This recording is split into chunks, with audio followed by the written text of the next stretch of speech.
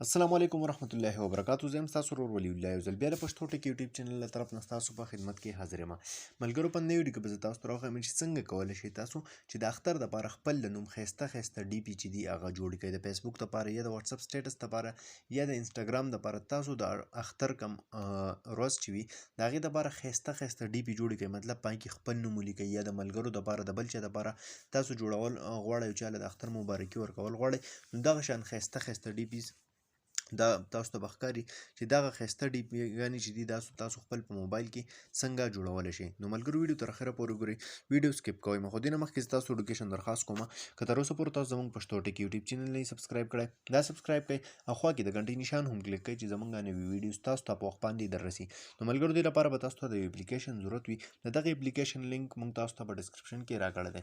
تاسو به همدغه اپلیکیشن خپل موبایل ته را ډاونلوډ کړئ. ټیک ده، کله چې دغه اپلیکیشن تاسو خپل موبایل ته را ډاونلوډ کړئ نو تاسو ته به داسې شان یو انټرفیس راشي. ټیک ده، د دې ځای نه به تاسو اوس سلیکټ کړئ چې کوم یو هم خوښ وي تصویر، صحیح ده، کوم بیک ګراوند چې دی، چې هر بیک ګراوند ستاسو خوښ وي نو تاسو به دغه بیک ګراوند دنیا شه بیک ګراوند تاسو له دلته کې راکړي دي، تاسو به هغه بیک ګراوند د دې ځای نه څه کوئ راوالی. مثال په تور دا یو بیک ګراوند دی، ټیک ده، دا ما راواغستو نو لږ شان ویټ به دې ته وکړئ چې دا ډاونلوډ شي. ټیک ده، دا چې کله ډاونلوډ شي دلته کې تاسو له راکړی د انټر یور نیم، مطلب تاسو دلته کې خپل نوم ولیکئ، که په اردو کې لیکل غواړئ پښتو کې لیکل غواړئ.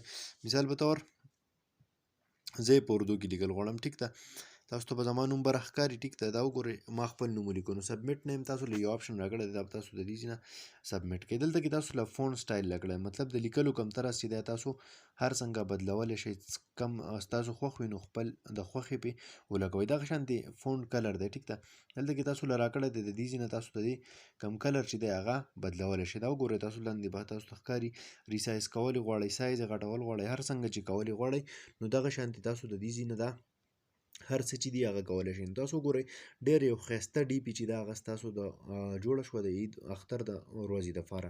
دا د دې ځای نه سمپل سیو اپشن یې تاسو لګړی نو دا به تاسو څه وکړئ، دا به خپل موبایل ته سیو کړئ. دا چې کله تاسو خپل موبایل ته سیو کړئ نو خپلې په ګیلري کې به تاسو سره دا څه وي دلته کې پراته وي، دلته کې تاسو ته یې زه ښایمه. ټیک ده، کومه چې ما خپله اوس ډي پي جوړه کړه دا وګورئ تاسو دغه شانتې ښایسته ډي پي چې دي هغه تاسو خپل په موبایل کې ډېر په اسانه طریقې سره جوړولی شئ. نو دا نوې ویډیو امید لرم چې خوښه شوې به وي، که خوښه شوې وي لایک یې کړئ، چینل سبسکرایبول مه هېروئ، ملګرو سره یې شیر کړئ. تر بلې ویډیو د خپل ځان ډېر زیات خیال ساتئ. د خدای په امان.